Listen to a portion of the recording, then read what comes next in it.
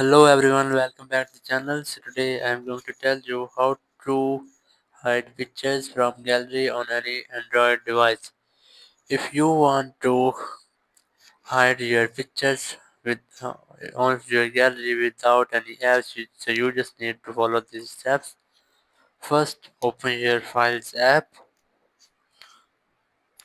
and here you just have to open Images, and now you just have to choose images you want to height. As I'm going to choose this, so just select them, then tap on three dots in the top right corner of the screen.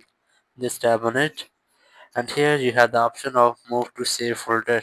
Just tap on it, and now you just have to enter your pattern, and then your pictures will be successfully moved to your locked folder. As you can see, I have hidden them from my gallery. So that's how you can hide your pictures on your Android phone. Thank you very much for watching the video. Until next video, bye bye.